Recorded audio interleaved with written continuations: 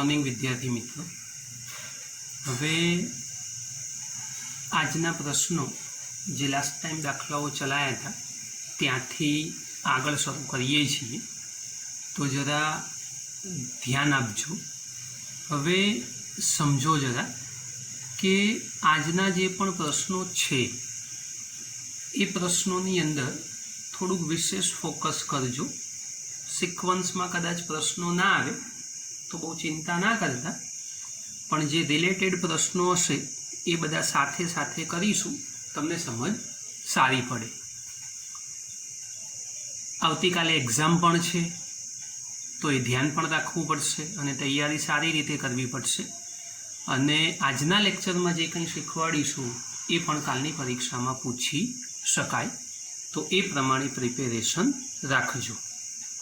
शुरुआत करीए छीए स्वाध्यायना 34मा प्रश्नथी। एटले स्वाध्यायनो 34मो प्रश्न 2.34 रकम वाँचું છું, समझो। नीचेना किस्साओ माटे समस्थितिमान पृष्ठो रेखाकृति द्वारा दर्शावो। आम तो प्रश्न तमने जाते ज आपवानो विचार छे, पण छतां बी थोड़ुंक आइडिया आवे एटले आपणे एने दौरवानो प्रयत्न करीए छीए। अलग अलग विकल्पो छे एटले एने समझो। सौथी पहला ए विकल्प में एवुं कीधुं छे कि भाई झेड दिशा में अचल विद्युत क्षेत्र। हवे झेड दिशा में अचल विद्युत क्षेत्र आने आकृति द्वारा जो आपणे दर्शाववुं होय तो केवी रीते दर्शावी शकाय। तो जुओ, सीधुं सादुं लॉजिक छे, एमां कंई बहु विशेष चिंतानो विषय नथी। आ दाखला तरीके 3 डायमेंशन छे आपणुं। आ एक्स अक्ष, आ वाय अक्ष अने आ झेड अक्ष, आ उगम बिंदु। तमे गमे ते जग्याए एक्स वाय झेड लई शको छो। हवे झेड दिशा में अचल विद्युत क्षेत्र राखवुं छे तो आपणुं विद्युत क्षेत्र ए आ दिशा में होवुं जोईए, एटले आ सदिश ई तैयार थई गयो। पण ए झेड दिशा में अचल सरखुं होवुं जोईए। तो आपणे समस्थितिमान पृष्ठ में भण्या था कि भाई एवा पृष्ठ एवी डिजाइन बनावो कि जे नजीकना विस्तारमां सरखुं क्षेत्र आपे। तो दाखला तरीके अहींया तमे आवी नॉर्मल प्लेटो ए दौरी शको। हजू आ समस्थितिमान पृष्ठवाળી વાત तैयार થઈ ગઈ કે ભાઈ આટલો વિસ્તાર જે તૈયાર થયો, એટલે આ જે લાઈનો આપણે દોરી છે, આ જે તૈયાર થયું એ સમસ્થિતિમાન પૃષ્ઠ અથવા તો સપાટી ગણી શકાય અને ઝેડ દિશામાં જ છે, એટલે ઝેડ દિશામાં એનું મૂલ્ય કેવું દેખાય છે તો સરખું। એટલે આ અગત્યની વાત છે, ખાસ ધ્યાન રાખજો। તો આ રીતે આને દોરી શકાય। હવે બીજા નંબરનો વિકલ્પ છે બી વિકલ્પ। હવે બી વિકલ્પમાં એવું કીધું છે કે તમે ટેક્સ્ટબુક બેટા ખાસ જોજો, એટલે કદાચ અહીંયા લખાય નહીં તો તમને સમજ પડવી જોઈએ। ક્ષેત્ર કે જેનું માન નિયમિત રીતે વધે છે, પરંતુ ક્ષેત્ર કે જેનું માન નિયમિત રીતે વધે છે પરંતુ अचल दिशा में रहे छे। हवे समझो, क्षेत्र के जेनु मान ए नियमित रीते वधवुं जोईए अने अचल दिशा में रहेवुं जोईए। तो आना माटे आपणे केवुं लखी शकीए? डिजाइन तो आनी आ ज रहेशे, पण थोड़ुंक लखवुं पड़े के अहीं समस्थितिमान पृष्ठ ए XY समतल ने समांतर Z दिशा में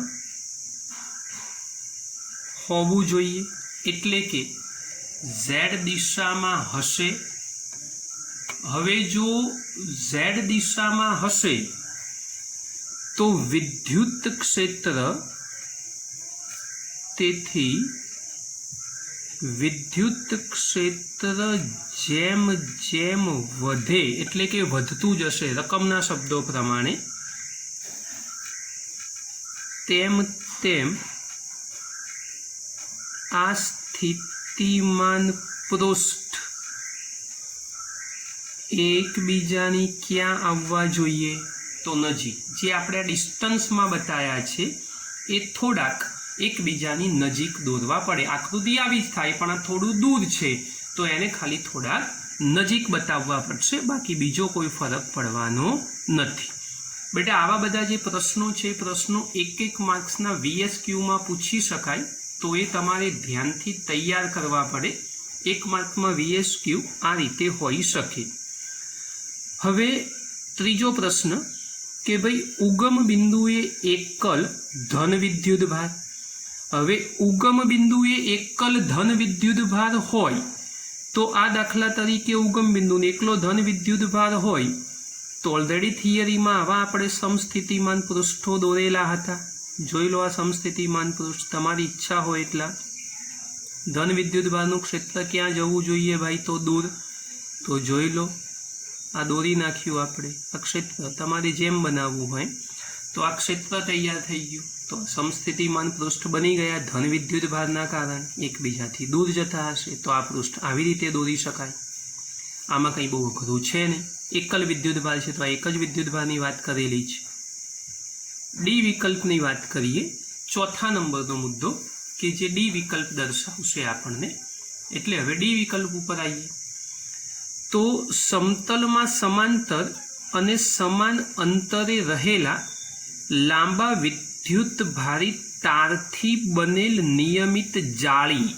સમજો, સમતલમાં સમાંતર અને સમાન અંતરે રહેલા લાંબા વિદ્યુત ભારિત તારથી બનેલ નિયમિત જાળી.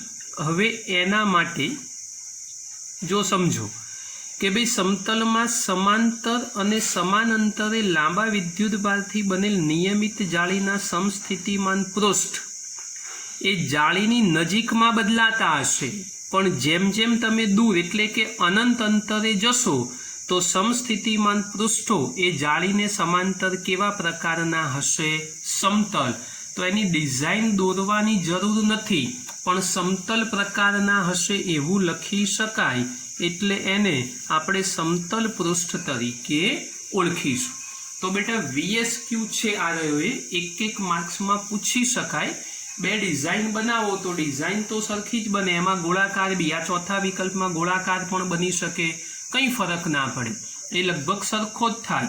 તમે ગોળાકાર દોરી શકો, ગોળાકાર સિવાય સમતલ પણ દોરી શકો, એટલે એમાં ચિંતા કરવાની જરૂર નથી.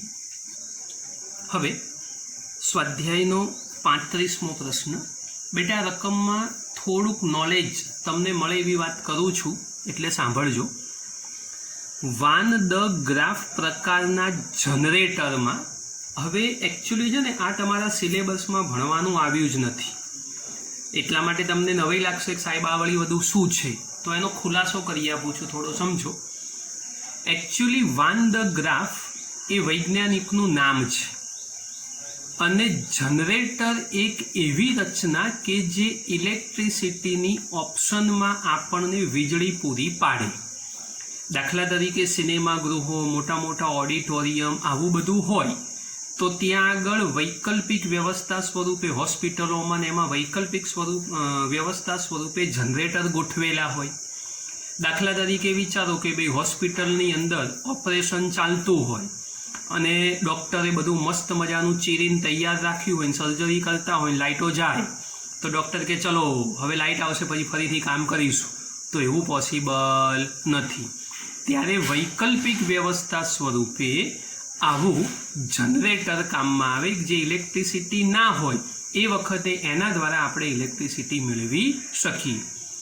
તો વાન ધ ગ્રાફ એક વૈજ્ઞાનિકનું નામ છે અને એણે આવું જનરેટર ડેવલપ કર્યું, માટે એને વાન ધ ગ્રાફ જનરેટર તરીકે ઓળખી શકાય. તો બેટા સમજો, આ વાન ધ ગ્રાફ એ વૈજ્ઞાનિક એણે જનરેટર બનાવ્યું છે, એટલા માટે એને વાન ધ ગ્રાફ જનરેટર કહીશું. તો આ તમારા નોલેજ માટેની વાત છે, સમજો જરા. હવે રકમ વાંચું છું. વાન ધ ગ્રાફ પ્રકારના જનરેટરમાં ગોળાકાર ધાતુની કવચને 5 ગુણ્યા 10⁶ વોલ્ટનો વિદ્યુત અગ્ર એને કહેવાય ઇલેક્ટ્રોડ બનાવવો છે। એટલે કે સૌથી પહેલા નંબરમાં આપણને અહીંયા વોલ્ટેજ એટલે વિદ્યુત સ્થિતિમાનનું મૂલ્ય એ આપી દીધેલું છે। તો સૌથી પહેલાં લખી દઈએ કે ભાઈ V ઇઝ ઇક્વલ ટુ 1.5 ગુણ્યા 10⁶ વોલ્ટ 1.5 ઇન્ટુ 10⁶ વોલ્ટ આ આપેલું છે। આ વિદ્યુત અગ્રની આસપાસના વાયુની ડાઇઇલેક્ટ્રિક સ્ટ્રેન્થ, બેટા યાદ રાખજો, ડાઇઇલેક્ટ્રિક સ્ટ્રેન્થ એટલે વિદ્યુત ક્ષેત્ર, ઓલરેડી આગળ તમને આ શીખવાડેલું છે। એનું મૂલ્ય 5 ગુણ્યા 10⁷ વોલ્ટ પ્રતિ મીટર। એકમ જોઈને પણ સમજ પડી જવી જોઈએ કે ડાઇઇલેક્ટ્રિક સ્ટ્રેન્થ એટલે વિદ્યુત ક્ષેત્ર છે। ગોળાકાર કવચની ત્રિજ્યા જેટલી લઘુત્તમ હોવી જોઈએ। સમજો, આ વિદ્યુત અગ્રની આસપાસના વાયુની ડાઇઇલેક્ટ્રિક સ્ટ્રેન્થ 5 ગુણ્યા 10⁷ વોલ્ટ પ્રતિ મીટર છે। ગોળાકાર કવચની ત્રિજ્યા કેટલી લઘુત્તમ એટલે ઓછામાં ઓછી હોવી જોઈએ। હવે એક હિન્ટ આપેલી છે કે ભાઈ આ સ્વાધ્યાય પરથી તમે જાણશો કે બહુ નાની કવચ પર ઊંચું સ્થિતિમાન મેળવવા માટે માત્ર નાનો વિદ્યુતભાર જરૂરી હોય છે, છતાં પણ તેની મદદથી સ્થિત વિદ્યુત જનરેટર રચી શકાય નહીં। હવે આ જનરેટરની થિયરી જો ભણ્યા હોય તો થોડી વિશેષ સમજ પડે, બાકી રકમ 2-3 વખત વાંચજો, થોડો વધારે આઈડિયા આવશે। હવે સમજો કે ભાઈ વાન ધ ગ્રાફ પ્રકારના જનરેટરમાં વિદ્યુત સ્થિતિમાન અને ક્ષેત્ર તો આપણને આપી દીધેલું છે। હવે રકમના શબ્દોમાં હજુ કંઈક ખૂટે છે, એટલે જરા તમે ધ્યાનથી જુઓ એ હું તમને ઉમેરી આપું છું। હવે જે રકમમાં જે તકલીફ છે અથવા શું કહેવાનું છે હવે કહું છું, સાંભળજો। એકચ્યુઅલી આ દાખલો ચોપડીમાં શોધવાનો પ્રયત્ન ના કરતા ટેક્સ્ટબુકમાં આ પ્રશ્ન નહીં મળે, પણ આ વાન ધ ગ્રાફ જનરેટર એ તમારા નોલેજમાં લાવવું જરૂરી હતું JEE નીટ માટે, અને એટલા માટે આ પ્રશ્નની કેલ્ક્યુલેશન અહીંયા ગણાઈ છે। એટલે વાન ધ ગ્રાફ શું છે એ સમજાવી દીધું, અને પ્રશ્નમાં આપણને કીધું છે કે ભાઈ એની કેટલી લઘુત્તમ ત્રિજ્યા હોવી જોઈએ।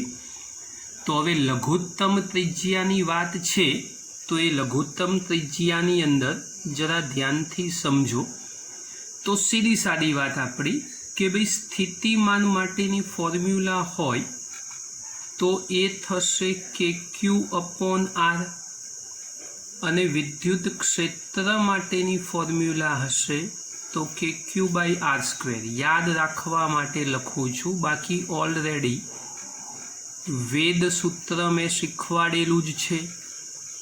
તો V = E/R લખી શકાય। તો R is equal two V/E।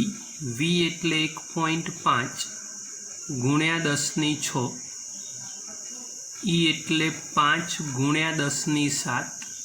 સાદું રૂપ, તમે મહાન છો અને ગણતરી બહુ જ અઘરી છે એટલે તમારે જાતે કરવાની, પણ આ પ્રશ્ન ટેક્સ્ટબુકમાં મળવાનો નથી, અને એટલા માટે વાન ધ ગ્રાફ જનરેટરના નોલેજ માટે તમને ગણાયો છે।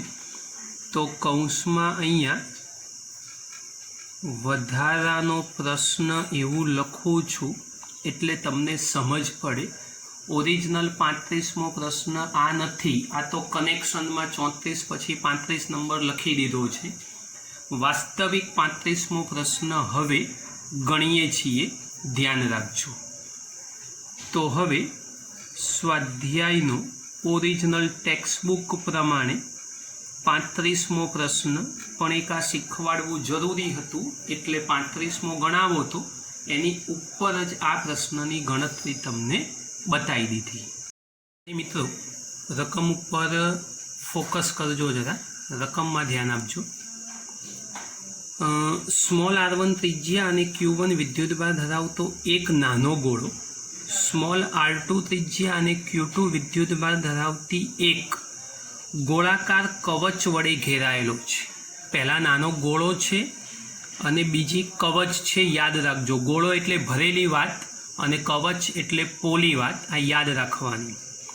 દર્શાવો કે એટલે કે સાબિત કરો કે q1 ધન હોય તો કવચ પર કોઈ પણ વિદ્યુતભાર q2 હોય તો પણ વિદ્યુતભાર ગોળાથી કવચ પર વહન પામશે જ.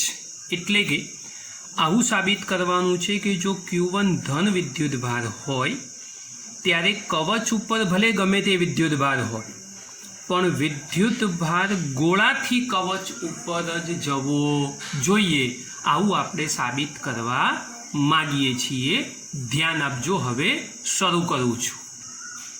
હવે r1 ત્રિજ્યા અને q1 વિદ્યુતભાર વાળો નાનો ગોળો તો જુઓ દોરું છું.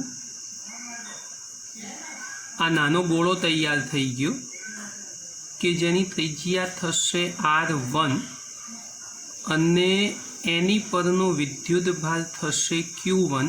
આ કેન્દ્ર બનાવી દઈશું એટલે આ ગોળો તૈયાર થઈ ગયો. હવે કવચ દોરીએ. કવચ એટલે પોલા ગોળાની વાત છે, સમજવાનું છે. આ કવચ તૈયાર થઈ જેની ત્રિજ્યા આપણે r2 લઈએ અને એની પરનો વિદ્યુતભાર લઈ લઈશું આપણે q2 એટલે વિદ્યુતભાર થઈ જશે q2. હવે સમજજો, જરા ધ્યાનથી સમજજો.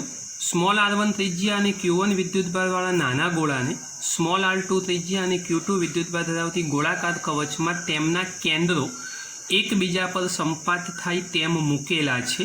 એટલે આને ધ્યાનથી સમજજો જરા. એ પ્રમાણે આપણે એને મૂકી દીધા છે. આ વાક્ય પણ લખવું પડશે તમારે. હવે આ બહારની જે ગોળાકાર સપાટી છે એની ઉપર કુલ સ્થિતિમાન જો આપણે શોધવું હોય એટલે કુલ વિદ્યુત સ્થિતિમાન તો એ કેવી રીતે મળશે? તો એક તો q2 વિદ્યુત ભારના લીધે વિદ્યુત સ્થિતિમાન અને પ્લસ q1 વિદ્યુત ભારના લીધે વિદ્યુત સ્થિતિમાન. આ બંનેનો સરવાળો કરવો પડશે. તો શું કરશું આપણે? V12 is equal two kq2/r2 plus kq1/r2. કારણ કે તમારે છે કવચની સપાટી ઉપર જવાનું છે એટલે અંતર તો r2 જ લેવું પડશે. એ ધ્યાનથી સમજજો. તો માટે શું થશે? V12 is equal to k common લઈ લઉં તો થશે q2/r2 પ્લસ q1/r2. આ ઇક્વેશન નંબર 1 એ તૈયાર થઈ ગયું. ધ્યાનથી સમજજો. હવે અંદરના ગોળા માટે આપણે વાત કરવાની છે. તો અંદરના ગોળા અને બહારના ગોળા માટે વાત કરવી છે. તો પહેલાં એક તો થઈ ગયું. હવે બીજા નંબરની વાત કરવાની છે આપણે કે અંદરના ગોળા પર. તો જુઓ, હવે એ મુદ્દો લખું છું, સમજજો ધ્યાનથી. અંદરના ગોળા પરના q1 વિદ્યુત ભારના લીધે વિદ્યુત સ્થિતિમાન. હવે આ સમજવાનું છે તમારે. એ સૂત્ર લખું છું. સૂત્ર સીધું સાદું જે આપણે જાણીએ છીએ, V1 is equal two kq upon r1. આ બીજા નંબરનું સમીકરણ તૈયાર થઈ જશે. હવે આ ત્રીજા મુદ્દાને જરા ધ્યાનથી સમજજો કે ભાઈ r2 ત્રિજ્યાના કવચની અંદરના દરેક બિંદુએ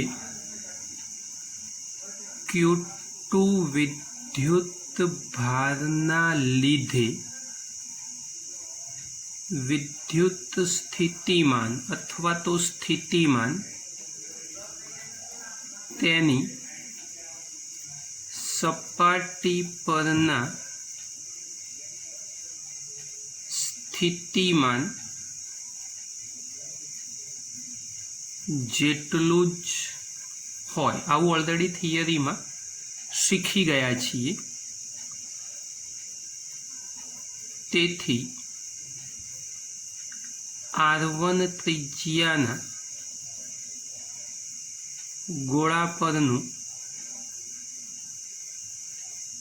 Q2 વિદ્યુત ભારના લીધે સ્થિતિમાન, ચલો એના કારણે સ્થિતિમાન લખીએ તો V2 is equal to K Q2 upon R2 થશે. ઇક્વેશન નંબર ત્રીજા નંબરનો. બહુ જ અગત્યની વાત છે, ખાસ ધ્યાન રાખજો. અહીંયા ઉપરના મુદ્દામાં Q1 આવશે, સોરી એ લખવાનો રહી ગયો હતો. હવે આ બે વિદ્યુતભાર માટે બે સ્થિતિમાન અલગ અલગ લખી દીધા. હવે R1 ગોળા ઉપર એટલે R1 ત્રિજ્યાના ગોળા પર કુલ R1 ત્રિજ્યાના ગોળા પર કુલ વિદ્યુત સ્થિતિમાન જો લખવું હોય એટલે કે કુલ સ્થિતિમાન, તો એ કુલ સ્થિતિમાન VR1 લખીએ એને આપણે VR1 તો ઇઝ ઇક્વલ ટુ, બંનેમાં K કોમન લઈ લઉં છું એટલે Q1 upon R1 plus Q2 by R2 થશે. આ ઇક્વેશન નંબર 4. આ પરિણામી સ્થિતિમાન એ આપણે તૈયાર કરી દીધું. હવે અંદરના ગોળા એટલે કે નાનો ગોળો એટલે અંદરના ગોળા તથા બહારની કવચ એટલે બહાર જે પોલો ગોળો આપેલો છે એના પરનો સ્થિતિમાનનો તફાવત, એના પરનો વિદ્યુત સ્થિતિમાનનો તફાવત આપણે જોવો છે. તફાવત તો એ આપણી ફોર્મ્યુલા એક આગળ આપણે શોધેલું હતું અને એક હવે તૈયાર કર્યું છે. VR1 માઇનસ VR2 આ શરૂઆતમાં જે શોધેલું છે. K કોમન જ રાખું છું, બંને સૂત્રમાં ઓલરેડી આવે છે. Q1 by R1 plus Q2 by R2 minus Q2 upon R2 minus Q1 by R2. આગળનું સૂત્ર ડાયરેક્ટ આમાંથી બાદ કરી દીધું છે. હવે બંનેની અંદર જુઓ તો Q2 બાય R2 સમાન પદ છે, કેન્સલ થઈ જશે પ્લસ ઓર માઇનસ હોવાથી. VR1 minus VR2 is equal to K Q1 by R1 minus Q1 by R2. આવું સાદું સૂત્ર તૈયાર થયું. તો માટે VR1 માઇનસ VR2 એમાં K Q1 કોમન લઈ લઉં તો 1 upon R1 minus 1 upon R2 તૈયાર થશે. આમ આપણા પ્રશ્નનો ઓરિજિનલ મુદ્દો સૂત્ર ઉપરથી ખબર પડશે આપણને. અહીં Q1 એ ધન વિદ્યુત ભાર છે, તેથી અંદરના ગોળા પરનું સ્થિતિમાન ધન હોવાથી હંમેશા ઊંચું હોય છે. કવચની બહારનું સ્થિતિમાન નીચું હોય આપણા સૂત્ર પરથી, તથા કવચની બહારનું સ્થિતિમાન નીચું હોય છે. હવે બંનેને વાહક તારથી જોડો. રકમમાં કૌંસમાં શબ્દ લખેલો છે. તો Q1 વિદ્યુત ભાર સંપૂર્ણ રીતે બહારની સપાટી પર અને Q2 વિદ્યુત ભાર હોવા છતાં એ સપાટી ઉપર ભેગો થશે. એટલે તમે ગમે તેવા પ્રકારના ગોળાઓ માટે પણ જો આ વાત વિચારો તો એ હંમેશા સાચી જ હોય. ફરીથી કૌંસમાં એક શબ્દ લખેલો છે, બંનેને વાહક તાર વડે જોડવામાં આવે. તો જો બંનેને વાહક તારથી જોડવામાં આવે તો Q1 વિદ્યુત ભાર સંપૂર્ણ રીતે બહારની સપાટી પર Q2 વિદ્યુત ભાર હોવા છતાં એની ઉપર વહી જશે.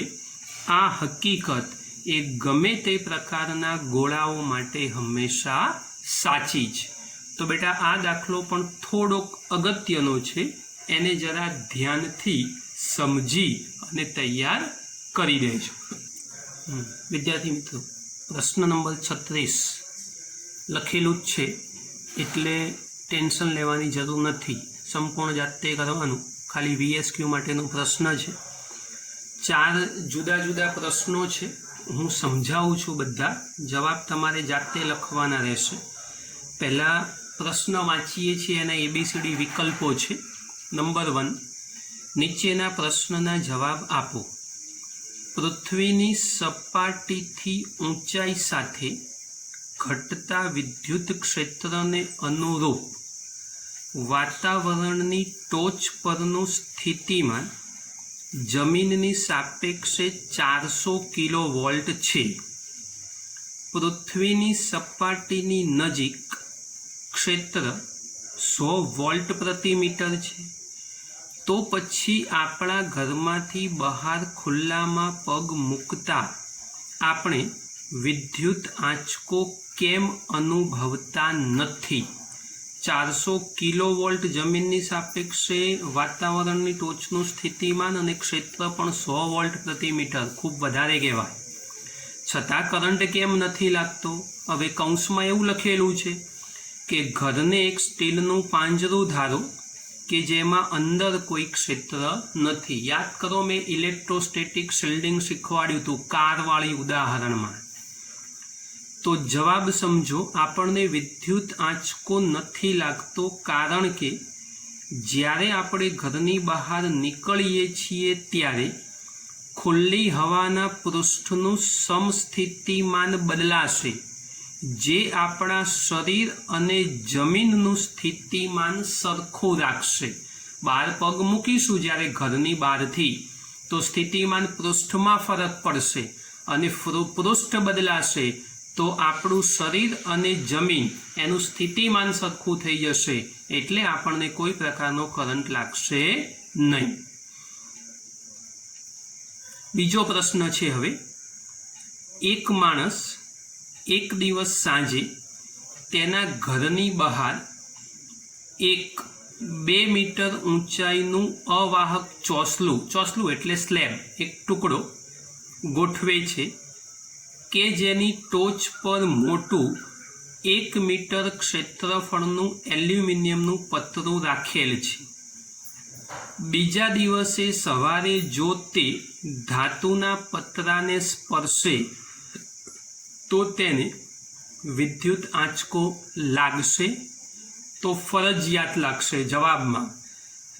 જવાબ છે હા, કારણ માણસને વિદ્યુત આંચકો લાગશે જો તે બીજા દિવસે સવારે ધાતુના પતરાને સ્પર્શ કરશે, કારણ સતત ડિસ્ચાર્જ થતો વાતાવરણનો પ્રવાહ એલ્યુમિનિયમના પતરાને વિદ્યુત ભારિત કરશે.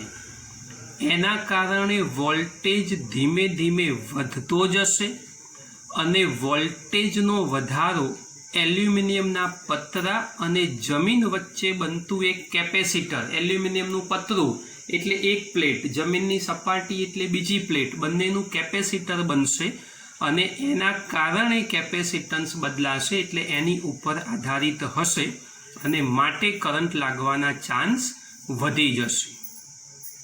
ત્રીજો પ્રશ્ન છે.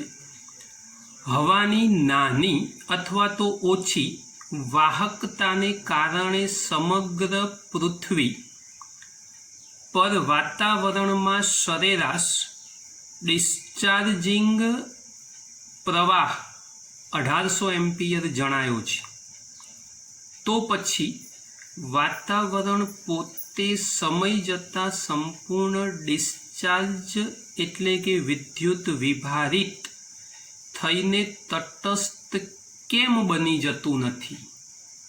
બીજા શબ્દોમાં વાતાવરણ વિદ્યુત ભારિત શાને લીધે રહે છે? તો વીજળીના ચમકારા અથવા તો વીજળીના કારણે વાતાવરણ સતત વિદ્યુત ભારિત થતું જાય છે, એટલે 1800 એમ્પિયર પ્રવાહનું ડિસ્ચાર્જિંગ થવા છતાં વાતાવરણ સંપૂર્ણ રીતે ડિસ્ચાર્જ થતું નથી. બે વિરુદ્ધ પ્રકારના પ્રવાહો સમતોલનમાં નથી આવતા અને એટલે એટમોસ્ફિયર એ તટસ્થ બની શકતું નથી. ચોથો પ્રશ્ન, વાતાવરણમાં વીજળી થવા દરમિયાન વિદ્યુત ઉર્જાના કયા સ્વરૂપોમાં વિખેરાય છે? હવે વીજળી દરમિયાન કયા કયા સ્વરૂપો દેખાય? તો એક તો પ્રકાશ થાય એટલે પ્રકાશ ઉર્જા હોવી જોઈએ, એનર્જી એમાંથી પ્રાપ્ત થાય તો ઉષ્મા ઉર્જા હોવી જોઈએ, અવાજ એમાંથી આવે તો ધ્વનિ ઉર્જા હોવી જોઈએ. તો પ્રકાશ ઉર્જા, ઉષ્મા ઉર્જા અને ધ્વનિ ઉર્જા સ્વરૂપે વાતાવરણમાં આ વીજળી એ વિખેરાતી હોવી જોઈએ. એનો કૌંસ બહુ લાંબો લખેલો છે પણ એની બહુ ચિંતા કરવાની જરૂર નથી. નોર્મલ ટોનમાં આપણને સમજ પડી જાય એવી છે, તો આપણે એ સેન્સમાં પ્રેમથી આ કામ પૂરું કરવાનું. બેટા, આ પ્રશ્નનો જવાબ એ માત્ર ને માત્ર VS ક્યુબ માટે પૂછાશે, એટલે થિયોરિટિકલ મુદ્દો છે. થિયરી ભણ્યા હોઈએ તો આ મુદ્દાઓના જવાબ સરળતાથી આપી શકાય. એક માર્ક્સના પ્રશ્નો છે એટલે 1 માર્કમાં જ પૂછાશે, તો આને ધ્યાનથી VS ક્યુબ સ્વરૂપે તૈયાર કરી નાખજો. હવે પ્રશ્ન નંબર 33 એટલે કે સ્વાધ્યાયનો 2.33મો દાખલો. રકમ વાંચું છું બેટા, ધ્યાન આપજો. ડાઇઇલેક્ટ્રિક અચળાંક 3 અને ડાઇઇલેક્ટ્રિક સ્ટ્રેન્થ 10⁷ વોલ્ટ પ્રતિ મીટર 10⁷ વોલ્ટ પ્રતિ મીટર ધરાવતા દ્રવ્યની મદદથી 1 કિલોવોલ્ટ રેટિંગ ધરાવતા, રેટિંગ એટલે એની ઉપરનું લખાણ, એક સમાંતર પ્લેટ કેપેસિટરની રચના કરવાની છે. કૌંસ વાંચું છું. ડાઇઇલેક્ટ્રિક સ્ટ્રેન્થ એ દ્રવ્ય દ્વારા બ્રેકડાઉન પામ્યા વિના, આંશિક આયનીકરણ દ્વારા વિદ્યુતનું વહન શરૂ થયા વિના સહન કરી શકતું મહત્તમ વિદ્યુત ક્ષેત્ર. હવે સલામતી માટે ડાઇઇલેક્ટ્રિક સ્ટ્રેન્થના 10% કરતાં ક્ષેત્ર કદી વધે નહીં તે ઈચ્છનીય છે. 50 પિકોફેરેડાનું કેપેસિટન્સ મેળવવા માટે પ્લેટનું લઘુત્તમ ક્ષેત્રફળ કેટલું હોવું જરૂરી છે? હવે રકમ થોડી અટપટી છે કેમ કે કૌંસની ડિટેલ છે, એટલે હવે કૌંસ વગર રકમ વાંચું છું, સાંભળો. ડાઇઇલેક્ટ્રિક અચળાંક 3, ડાઇઇલેક્ટ્રિક સ્ટ્રેન્થ 10⁷ વોલ્ટ પ્રતિ મીટર ધરાવતા દ્રવ્યની મદદથી 1 કિલોવોલ્ટ રેટિંગ ધરાવતા એક સમાંતર પ્લેટ કેપેસિટરની રચના કરવી છે. સલામતી માટે ડાઇઇલેક્ટ્રિક સ્ટ્રેન્થના 10% કરતાં ક્ષેત્ર વધે નહીં એ ઈચ્છનીય છે, એટલે આપણે ધ્યાન રાખવાનું છે. તો 50 પિકોફેરેડનું કેપેસિટન્સ મેળવવા માટે પ્લેટોનું લઘુત્તમ ક્ષેત્રફળ એ કેટલું હોવું જરૂરી છે? ચાલો હવે જે ડિટેલ આપી છે એ લખી અને કામની શરૂઆત કરીએ. તો સૌથી પહેલા નંબરની અંદર ડાઇઇલેક્ટ્રિક અચળાંકનું મૂલ્ય 3 આપેલું છે આપણને, ધ્યાન આપજો જરા. હવે ડાઇઇલેક્ટ્રિક માટે મહત્તમ સ્વીકાર્ય વોલ્ટેજ સૌથી પહેલા ડાઇઇલેક્ટ્રિક માટે મહત્તમ રકમના શબ્દો પ્રમાણે જરૂરી છે. સ્વીકાર્ય એટલે જરૂરી છે. આ વોલ્ટેજનું મૂલ્ય 1 કિલોવોલ્ટ એટલે કે 10³ વોલ્ટ થશે. હવે મહત્તમ સ્વીકાર્ય વોલ્ટેજ એ કેટલા હોવા જોઈએ? તો એ 10% વાળી વાત. એટલે મહત્તમ સ્વીકાર્ય વોલ્ટેજ ઇઝ ઇક્વલ ટુ 10⁷ના 10%.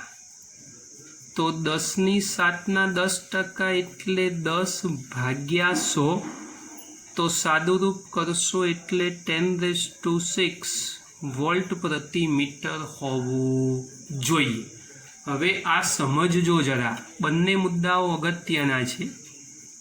સૌથી પહેલાં ડાઇઇલેક્ટ્રિક સ્ટ્રેન્થ 10⁷ ધરાવતા દ્રવ્યની મદદથી 1 કિલોવોલ્ટ રેટિંગ એટલે આપણું વોલ્ટેજનું મૂલ્ય 1 કિલોવોલ્ટ છે, પણ મહત્તમ વોલ્ટેજના 10% જ આપણે ઈચ્છીએ છીએ અને એટલા માટે આપણે 10⁷ના માત્ર 10% એટલે 10 કેટલા લઈ લીધા છે? 6. તો આ અગત્યની વાત છે, ધ્યાન આપજો. હવે બે પ્લેટો વચ્ચેનું જરૂરી લઘુત્તમ અંતર શોધીએ. તો બે પ્લેટો વચ્ચેનું જરૂરી લઘુત્તમ અંતર આપણું એક જ જૂનું જાણીતું સૂત્ર V બરાબર ED પ્રમાણે E is equal two V/D. વેદ સૂત્ર ડીને કરતા બનાવો તો V/E. વોલ્ટેજનું મૂલ્ય 10⁻³ અને મર્યાદા આપણે શોધીને બેઠા, સ્વીકાર્ય 10�6. જવાબ આવશે 10⁻³ મીટર.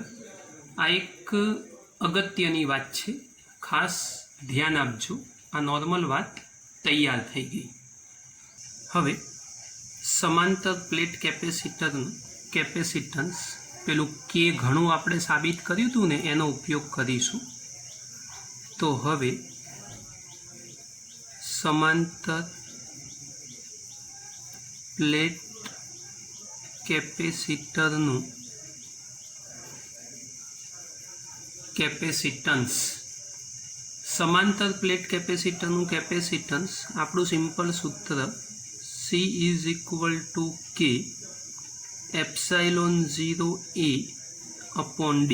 આપણને ક્ષેત્રફળ શોધવાની વાત કરી છે, એને કરતા બનાવશું, D ઉપર જશે, C×D/K/ε0.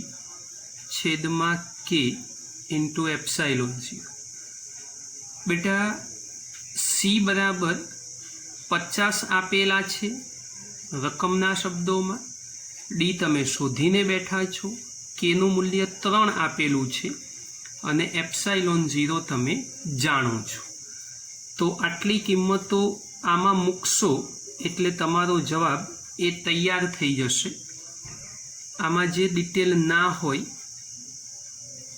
રકમ પરથી C is equal to 50 picofarad, sorry, તો 50 × 10⁻12 ફેરાડે થશે. D ઓલરેડી ઉપર શોધેલો છે અને K બરાબર 3 ડાઇલેક્ટ્રિક અચળાંકવાળી વાત થઈ જશે. તો કેલ્ક્યુલેશન તો અહીંથી જાતે કરી દેવી પડશે. આ ગણતરી તમારે જાતે કરવાની. આનો જવાબ એ કેલ્ક્યુલેટરની મદદથી લાવવાનો રહેશે. સહેલો દાખલો છે, ખાલી ધ્યાનથી કરશો એટલે છેલ્લો જવાબ મળી જશે. ચાલો બેટા, હવે આગળના પ્રશ્ન ઉપર. સ્વાધ્યાયનો 18મો દાખલો 2.18 અગત્યનો પ્રશ્ન છે, ખાસ ધ્યાન રાખજો. આમાં હાઇડ્રોજન પરમાણુમાં ઇલેક્ટ્રોન અને પ્રોટોન 0.53 એંગસ્ટ્રોમ અંતરે એકબીજા સાથે બંધિત અવસ્થામાં છે. એક ઇલેક્ટ્રોન છે, એક પ્રોટોન છે, એકબીજા સાથે બંધિત અવસ્થામાં બંનેના વિદ્યુતભાર લખી દઈએ. પહેલો ઇલેક્ટ્રોન કીધો છે તો -1.6 ગુણ્યા 10⁻⁻19 કુલમ. બીજો પ્રોટોન કીધો છે તો +1.6 × 10⁻⁻19 કુલમ. બંને વચ્ચેનું અંતર આપેલું છે 0.53 એંગસ્ટ્રોમ. એનું મીટરમાં રૂપાંતર કરવું પડશે. 0.53 ગુણ્યા 10⁻10 મીટર. આ પહેલા વાક્યનું સોલ્યુશન. હવે 3 વિકલ્પો છે A, B અને C. પહેલાં એ વિકલ્પની વાત કરીએ છીએ. ઇલેક્ટ્રોન અને પ્રોટોન વચ્ચેના અનંત અંતર માટે સ્થિતિ ઉર્જા શૂન્ય લઈ આ તંત્રની સ્થિતિ ઉર્જાને ઇલેક્ટ્રોન વોલ્ટમાં અંદાજ કરો. ઇલેક્ટ્રોન અને પ્રોટોન વચ્ચેનું અનંત અંતર માટે સ્થિતિ ઉર્જા શૂન્ય હોય તો એમની સ્થિતિ ઉર્જાનો ઇલેક્ટ્રોન વોલ્ટમાં અંદાજ કરવાનો છે. હવે આપણું સ્થિતિ ઉર્જાનું સૂત્ર તો ઓલરેડી આપણને ખબર જ છે, તો એમાં ચિંતા કરવાની કોઈ જરૂર નથી. સીધું સાદું આપણું સ્થિતિ ઉર્જાનું સૂત્ર કે ભાઈ K Q1 Q2 / R. આ સૂત્રમાં કિંમત મૂકશો એટલે જવાબ જે આવશે એ જૂલ એકમમાં આવશે. આ ધ્યાન રાખજો. આ સ્થિતિ ઉર્જાનું મૂલ્ય તમે જે અહીંયા શોધશો એ જૂલ એકમમાં આવશે. આપણને ઇલેક્ટ્રોન વોલ્ટમાં અંદાજવાની વાત કરેલી છે, તો ઇલેક્ટ્રોન વોલ્ટ જો શોધવું હોય અહીંયા ગણતરી જાતે કરવાની છે તમારે. હું તમને જવાબ લખી આપું છું તો આ જવાબ આવશે -43.47 ગુણ્યા 10⁻⁻19 જૂલ. તમારે આવું નથી કરવાનું. અહીંયા કિંમત મૂકી કેલ્ક્યુલેશન જાતે શોધવાની છે. જૂલમાંથી ઇલેક્ટ્રોન વોલ્ટમાં જવું હોય તો મેં આગળ શીખવાડેલું છે કે U = -43.47 × 10⁻⁻19 અને એના છેદમાં આપણે ઇલેક્ટ્રોન વોલ્ટમાં જવું હોય તો 1.6 ગુણ્યા 10⁻⁻19 વડે ભાગાકાર થવો જોઈએ. તો એના વડે ભાગાકાર કરશો તો જવાબ આવશે -27.16 electron volt, approximate -27.2 electron volt લખવું હોય તો લખી શકાય. તો આ પહેલા વિકલ્પની વાત થઈ. સ્થિતિ ઉર્જાનો અંદાજ ઇલેક્ટ્રોન વોલ્ટ એકમમાં કરો તો ઇલેક્ટ્રોન વોલ્ટ એકમમાં કરી દીધું. હવે બીજો મુદ્દો આપેલો છે. હવે બીજા મુદ્દાની વાત કરીએ છીએ. બી વિકલ્પ, ઇલેક્ટ્રોનને મુક્ત કરવા માટે કેટલું લઘુત્તમ કાર્ય કરવું પડે. મીન્સ કે બીજા મુદ્દામાં કાર્ય શોધવાનું છે. આગળ એક વાક્ય લખેલું છે, તેની કક્ષામાંની ગતિ ઉર્જા વિકલ્પ એમાં મળેલી સ્થિતિ ઉર્જા કરતાં અડધી છે તેમ આપેલું છે. શોધવાનું છે ઇલેક્ટ્રોનને મુક્ત કરવા માટે ઓછામાં ઓછું લઘુત્તમ કાર્ય, પણ કક્ષામાંની ગતિ ઉર્જા વિકલ્પ એમાં મળેલી સ્થિતિ ઉર્જા કરતાં અડધી છે એવું એ રકમમાં આપેલું છે, એટલે ધ્યાન રાખજો. તો ગતિ ઉર્જાનું મૂલ્ય સ્થિતિ ઉર્જા કરતાં અડધું છે, તો આપણે એનો ઉપયોગ કરીશું. સૌથી પહેલાં અહીં કાઇનેટિક એનર્જી એટલે ગતિ ઉર્જા = 1/2 સ્થિતિ ઉર્જા. ચાલો હવે શું કરશું, અહીંયા આ નેગેટિવ સાઇન ઇલેક્ટ્રોનના કારણે આવે છે. આપણે મૂલ્ય લખવાની વાત છે એટલે સમજજો, અહીંયા ઋણ ના લખાવવું જોઈએ. 27.2 તો જવાબ બનશે તમારો 13.6 ઇલેક્ટ્રોન વોલ્ટ. હવે સમજો, ગતિ ઉર્જા સ્થિતિ ઉર્જા કરતાં અડધી છે, તો એ અડધી છે એનો ઉપયોગ કરીને આટલું કામ કરી દીધું. હવે ગતિ ઉર્જા અને સ્થિતિ ઉર્જા બંને મળી ગઈ તો કુલ ઉર્જા શોધી શકાય. તો ઇલેક્ટ્રોનની કુલ ઉર્જાની વાત કરીએ તો ચલો કુલ ઉર્જા તમારે શોધવી છે તો E ઇઝ ઇક્વલ ટુ કે પ્લસ યુ. તો હવે શું થશે ભાઈ? કે એટલે 13.6, સ્થિતિ ઉર્જા -27.2, તો -13.6 ઇલેક્ટ્રોન વોલ્ટ.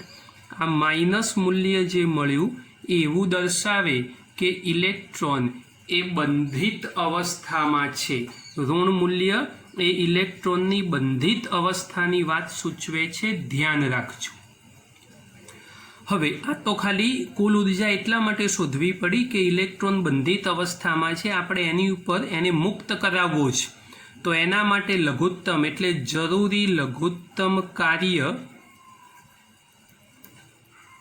હવે જરૂરી લઘુત્તમ કાર્ય આપણે શોધવાનું છે. તો જરૂરી લઘુત્તમ કાર્ય W is equal to delta કે, કાર્ય ઉર્જા પ્રમેય યાદ કરી લો. તો KI માઇનસ KF, સમજો જરા, આ 0 મૂલ્ય કીધેલું છે, -13.6 જે શોધી દીધી છે ફાઇનલ એનર્જી આ કુલમાં જે મળી છે એ જ. તો એનું સાદુરૂપ કરશો તો કાર્ય થઈ જશે 13.6 ઇલેક્ટ્રોન વોલ્ટ. આ W તમારો તૈયાર કરી દીધો. આમ તો એકચ્યુઅલી આ લખવાની જરૂર પણ નથી, કેમ કે W is equal to delta કે તમે જાણો જ છો. તો જે તમારો કે મળ્યો એ જ તમારો W હોવો જોઈએ, એમાં કોઈ સંજોગોમાં કોઈ ફેરફાર થવો જોઈએ નહીં. હવે સી વિકલ્પ, બંને વચ્ચેના અંતર 1.6 એંગસ્ટ્રોમ. સમજો ઉપર 0.53ની વાત હતી, આ 1.6 એટલે બમણું કરવા માટેની વાત છે. માટે સ્થિતિ ઉર્જા શૂન્ય લેવામાં આવે તો ઉપરના A અને B વિકલ્પ માટેના જવાબો શું હશે? અંતર 1.6 કીધેલું છે, તો તમારે A અને Bના જવાબો શોધવાના છે. બેટા 2 મુદ્દાઓ ઓલરેડી ગણાઈ દીધા છે, હવે આ જવાબ ખાલી તમારે શોધવાનો છે. પણ અલગ અલગ મુદ્દાઓ પ્રમાણે જો શોધવું હોય તો 100% શોધી શકાય, અને એ પ્રમાણે ના કરવું હોય તો ઇલેક્ટ્રોન અને પ્રોટોનમાં ખાલી અંતરનો ફરક છે. તો ગતિ ઉર્જા તો કોઈ ચેન્જ નહીં અનુભવે, પણ સ્થિતિ ઉર્જા શોધવું હોય તો નોર્મલ સૂત્ર બની આપું, કે Q1 Q2 ખાલી અંતરમાં ફરક છે. આ ઉપરનું સોલ્યુશન છે, હું યાદ રાખજો, ખાલી અંતરમાં ફરક છે. તો આપણે લખી દઈશું 1/R1 minus 1/R2. R1 R2 તમારી પાસે તૈયાર 0.53, R2 1.6, 1.6 આ બાજુ જશે, 0.53 આ બાજુ જશે. ફરી ઉપર શોધ્યું એ પ્રમાણે સ્થિતિ ઉર્જા, એ જ પ્રમાણે ગતિ ઉર્જા અને એ જ પ્રમાણે કાર્ય ગણી શકાય. તો આટલું જે સોલ્યુશન છે એ સોલ્યુશન સી વિકલ્પનું તમે જાતે કરશો, ખાલી ગણતરી જ બાકી છે, બાકી પ્રશ્ન પૂરો થઈ ગયો છે. હવે બેટા ચેપ્ટરમાં લગભગ 10 ઉદાહરણ અને સ્વાધ્યાયના 35 થી 36 દાખલાઓ, એટલે ટોટલ 45 પ્રશ્નો છે આવા સ્વાધ્યાયના દાખલા સ્વરૂપમાં. એમાં લગભગ 8 દાખલાઓ, 7 થી 8 દાખલાઓ હવે બાકી રહી છે. બાકી લગભગ બધું 35 થી 36 દાખલાઓ તમને પૂરા કરાવી દીધા છે. તો આવતીકાલની પરીક્ષામાં અહીંયા સુધીનો સિલેબસ પૂછાશે, એટલે આટલું તૈયાર કરી દેજો. જે નથી ગણાયા એ પ્રશ્નો આપણે પરીક્ષામાં પૂછીશું નહીં. તો બેટા કાલની પરીક્ષામાં ખૂબ ધ્યાન રાખજો, સારી તૈયારી કરજો અને ફર્સ્ટ ક્લાસ તૈયારી કરી જેમ બને એમ મેક્સિમમ માર્ક્સ આવે એ લાવવાનો પ્રયત્ન કરજો. એક્ઝામ માટે દરેક વિદ્યાર્થી મિત્રોને બેસ્ટ ઓફ લક.